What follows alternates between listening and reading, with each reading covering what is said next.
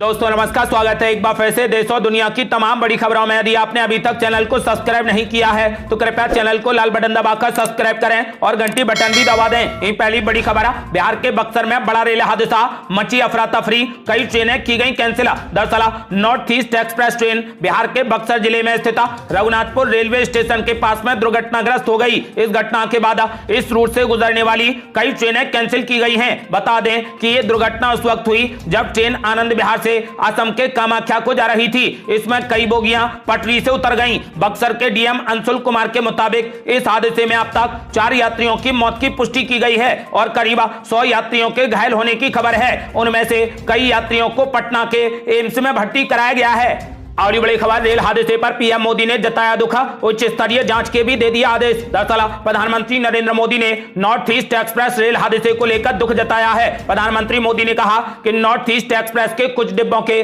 पटरी से उतरने के कारण लोगों की मृत्यु से दुखी हूं। शोक संतप्त परिवारों के प्रति मेरी संवेदनाएं हैं। मैं घायलों के शीघ्र होने की प्रार्थना करता हूं। अधिकारी सभी प्रभावित लोगों को हर संभव सहायता प्रदान करें। प्रधानमंत्री नरेंद्र मोदी ने इस बीच इस हादसे के उच्च स्तरीय जांच के आदेश दे दिए हैं। और बड़ी खबर, रेल हादसे पर मल्लिकार्जुन खड़गे ने मोदी सरकार पर बोला जबरदस्त हमला। बोले मोदी सरकार और रेल मंत्रालय की तय हो जवाबदेही। दरअसल बिहार के बक्सर जिले में हुए रेल हादसे पर कांग्रेस अध्यक्ष मल्लिकार्जुन खड़गे ने दुख जताया है। साथ ही उन्होंने रेल मंत्रालय और मोदी सरकार पर भी जबरदस्त हमला बोला और कहा कि इनकी जवाबदेही तय होनी चाहिए। मल्लिकार्जुन खड़गे ने कहा कि हम मृतकों के परिजनों के प्रति अपनी गहरी संवेदनाएं व्यक्त करते हैं और घायलों के शीघ्र स्वस्थ होने की कामना करते हैं। कांग्रेस के कार्यकर्ताओं से मेरा अनुरोध है कि पीड़ितों को हर मुमकिन मदद पहुंचाएं। मल्लिकार्जुन खड़गे ने कहा कि जून 2023 की बालासोर रेल दुर्घटना के बाद से यह ट्रेन की पटरी से उतरने का दूसरा बड़ा हादसा है। रेल मंत्रालय और मोदी सरकार की जवाबदेही तय होनी ही चाहिए।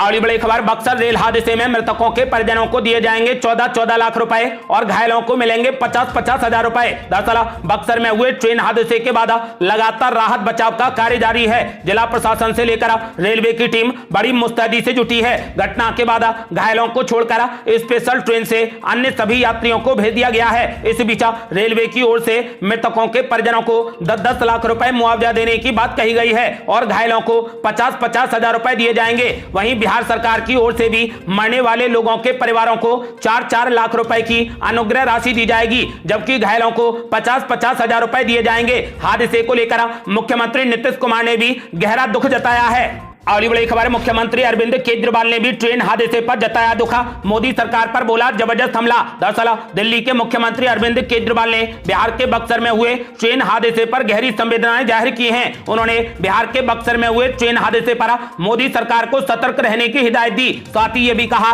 कि बिहार के बक्सर में हुआ ट्रेन हादसा बेहद दुखद है। इससे पहले केजरीवाल ने आरोप लगाया कि आम आदमी पार्टी को समाप्त करने के लिए बीजेपी की सरकार षड्यंत्र रच रही है। सत्येंद्र जैन, मनीष सिसोदिया समेत उनके कई नेताओं के खिलाफ फर्जी आरोप लगाकर उसकी जांच करवाई जा रही है। उन्होंने कहा कि अदालत में अभी तक कोई भी साक्ष्य पेश नहीं किया जा सका है। इसके बावजूद भी आम आदमी पार्टी के नेताओं पर एक-एक कर कार्रवाई की जा रही है। केजरीवाल ने कहा कि ऐसा जानबूझकर कराया जा रहा है। सच तो यह है कि बीजेपी आम आदमी पार्टी सरकार के जनहितैषी कार्यों से घबरा गई है। और बड़ी खबर, बीजेपी का आम आदमी पार्टी दफ्तर के बाहर जोरदार हल्ला बोला। केजरीवाल इस्तीफा दो लिखे बैनर के साथ किया जोरदार प्रदर्शन। दरअसल दिल्ली के कथित शराब घोटाले पर शोर थमने का नाम नहीं ले रहा। हाल ही में ईडी ने आम आदमी पार्टी के दिग्गज नेता और राज्यसभा सांसद संजय सिंह को इस मामले में गिरफ्तार किया है, जिसके बाद आम आदमी पार्टी भड़क उठी थी और पार्टी कार्यकर्ताओं ने दिल्ली में बीजेपी मुख्यालय के बाहर जमकर प्रदर्शन किया था। लेकिन अब बीजेपी के कई नेता और कार्यकर्ता हाथों में बैनर और पोस्टर लेकर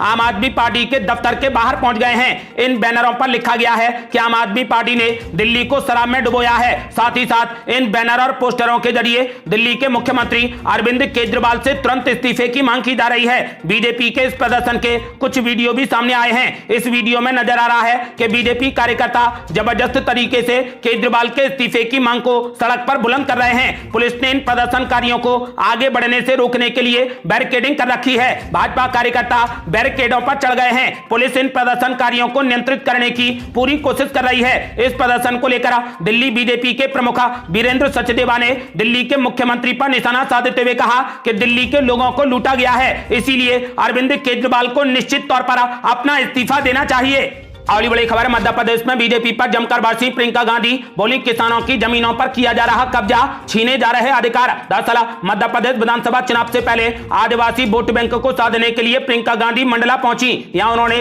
बीजेपी की शिवराज सिंह चौहान सरकार पर जमकर हमला बोला। उन्होंने कहा कि कांग्रेस पार्टी ने आपको जो भी अधिकार दिए थे और आपको सशक्त बनाने के लिए जो भी काम किए थे, बीजेपी के सत्ता में आने पर वो सब आपसे छीन लिया गया है। उन्होंने बीजेपी सरकार पर आरोप लगाया कि मनरेगा लागू नहीं किया गया, गांव में रोजगार के अवसर नहीं होने के कारण लोग पलायन कर रहे हैं, आपकी जमीन छीनी जा रही है, आपको अपनी उपज का सही दाम नहीं दिया जाता और जब आप आंदोलन करते हैं तो आप पर गोलियां चलाई जाती हैं। प्रियंका गांधी ने कहा कि जितने भी नेता हैं उन्हें बनाने वाले ही आप हैं। आप वोट नहीं देंगे तो किसी की हिम्मत नहीं कि इस मंच पर खड़े हो जाएं। तो शक्ति भी जनता की है और वोट भी जनता का है। प्रियंका गांधी ने आम जनता से अपील की है कि अपनी शक्ति को समझें और जागरूक बने, वोट देने जरूर जाएं, अपनी शक्ति को पहचानें और अपने साथ खेले जाने वाले खेल को समझें। प्रियंका गांधी ने शिवराज सिंह सरकार पर निशाना साधते हुए कहा कि इस सरकार में कितने सारे पद खाली पड़े हैं, आप कहीं भी किसी भी स्तर पर देखिए पद खाली पड़े हैं, लेकिन नौजवान फिर भी बेरोजगार हैं। प्रियंका गांधी ने दावा किया है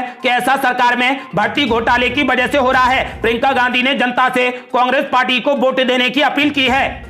अगली बड़ी खबर, प्रियंका गांधी ने मध्य प्रदेश की जनता को दे दी एक और बड़ी गारंटी, अब सभी छात्रों को हर महीने दिए जाएंगे 1500 रुपए। दरअसल प्रियंका गांधी ने मंडला में हुई सभा में मध्य प्रदेश की जनता को एक और बड़ी गारंटी दे दी है। आपको बता दें कि मध्य प्रदेश में नई योजना की घोषणा करते हुए प्रियंका गांधी ने कहा कि अब स्कूल में पढ़ने वाले सभी बच्चों को भी सीधे खाते में पैसे दिए जाएंगे। पढ़ो पढ़ाओ योजना में पहली से 8वीं के बच्चों को 500 रुपए हर महीने, 9वीं से 10वीं तक के बच्चों को 1000 रुपए प्रति महीने और 11वीं से लेकर 12वीं के बच्चों को 1500 रुपए हर महीने कांग्रेस सरकार देगी। प्रियंका गांधी ने ऐलान कर दिया है कि यदि मध्य प्रदेश में कांग्रेस की सरकार बनती है तो पहली से लेकर 8वीं कक्षा के छात्रों को 1500 रुपए महीने और 10वीं तक के छात्रों को 1000 रुपए महीने और 11वीं और 12वीं के छात्रों को 1500 रुपए हर महीने कांग्रेस सरकार देगी। अगली बड़ी खबर, उत्तराखंड की बर्फीली पहाड़ियों में ध्यान लगाए बैठे नजर आए पीएम मोदी, ग्रामीणों से भी की मुलाकात। दरअसल प्रधानमंत्री नरेंद्र मोदी उत्तराखंड के एक दिवसीय दौरे पर पहुंचे। यहां उन्होंने भगवान शिव के धाम आदि कैलाश चोटी के दर्शन किए और पर्वतीय कुंड पहुंचकर पूजा अर्चना की। इस दौरान प्रधानमंत्री नरेंद्र मोदी बर्फीली पहाड़ियों में ध्यान लगाए बैठे नजर आए। इस दौरान प्रधानमंत्री नरेंद्र मोदी ने 4200 करोड़ रुपए की लागत की योजनाओं का शिलान्यास और लोकार्पण भी किया। आपको बता दें कि प्रधानमंत्री मोदी ने भारत चीन सीमा पर पिथौरागढ़ जिले में स्थित गुंजी गांव का दौरा किया। इस दौरान उन्होंने ग्रामीणों से भी मुलाकात की। प्रधानमंत्री मोदी ने पारंपरिक वाद्य यंत्र भी बजाए। प्रधानमंत्री मोदी ने ग्रामीणों द्वारा बनाए गए स्थानीय उत्पादों की भी जमकर सराहना की। अगली बड़ी खबर, इजराइल से भारतीयों की घर वापसी के लिए मोदी सरकार ने शुरू किया ऑपरेशन अजय, आज रवाना होगी पहली स्पेशल फ्लाइट। दरअसल इजराइल पर फलस्तीन के चरमपंथी संगठन हमास के किए गए हमले के बाद से लगातार छठे दिन जंग जारी है। इस बीच भारत ने इजराइल में रह रहे अपने भारतीयों की देश वापसी के लिए ऑपरेशन अजय शुरू करने की घोषणा कर दी है। विदेश मंत्री एस जयशंकर ने कहा कि इजराइल से भारत आने को इच्छुक लोगों के लिए ऑपरेशन अजय लॉन्च किया गया है। स्पेशल चार्टर फ्लाइट और अन्य तरीके की व्यवस्थाएं जा रही हैं। उन्होंने कहा कि विदेशों में रह रहे अपने भारतीयों की सुरक्षा और भलाई के लिए हम पूरे तरीके से प्रतिबद्ध हैं। आपको बता दें कि भारत के लोगों को लाने के लिए आज पहली स्पेशल फ्लाइट रवाना होगी। अगली बड़ी खबर, मध्य प्रदेश में सरकार बनाने के लिए प्रियंका गांधी ने कर दी गारंटियों की बौछार। दरअसल प्रियंका गांधी ने जनसभा को संबोधित करते हुए कहा कि आप सोच समझकर वोट डालिए, इससे आपके 5 साल का भविष्य तय होगा। उन्होंने कहा कि 15 महीने में कमलनाथ ने 27 लाख किसानों का कर्जा माफ किया, ओबीसी आरक्षण 27% किया। उन्होंने कहा कि कांग्रेस अब कुछ गारंटियां लाई है, हम किसानों का कर्जा माफ करेंगे, 100 यूनिट बिजली फ्री देंगे, 200 यूनिट बिजली बिल पूरा आधा कर देंगे, पुरानी पेंशन लागू होगी, गैस सिलेंडर 500 रुपए में मिलेगा, 1500 रुपए महिलाओं को खाते में दिए जाएंगे, 5 हॉर्स पावर की बिजली किसानों को फ्री मिलेगी, जाति जनगणना हम मध्य प्रदेश में भी करवाएंगे। प्रियंका गांधी ने कहा कि जहां भी 50% से ज्यादा आदिवासी हैं वहां पर 6वीं अनुसूची लाई जाएगी, बैंक लोक पदों पर तत्काल भर्ती होगी, प्रधानमंत्री आवास योजना की शहर और गांव में धनराशि अलग अलग मिलती है, प्रधानमंत्री आवास योजना की धनराशि शहर और गांव में बराबर मिलेगी, बच्चों की पहली से 12वीं तक स्कूल की शिक्षा बिल्कुल फ्री होगी। पढ़ो और पढ़ाओ योजना इसका नाम होगा। कांग्रेस सरकार की पढ़ो और पढ़ाओ योजना के तहत कक्षा 1 से लेकर कक्षा 8वीं तक 500 रुपए हर महीने बच्चों को दिए जाएंगे। 9वीं से 10वीं तक के बच्चों को 1000 रुपए महीने दिए जाएंगे और 11वीं से 12वीं तक के हर बच्चे को 1500 रुपए हर महीने दिए जाएंगे। आपको बता दें कि कांग्रेस पार्टी ने मध्य प्रदेश में सरकार बनाने के लिए वादों की गारंटियों की बौछार कर दी है।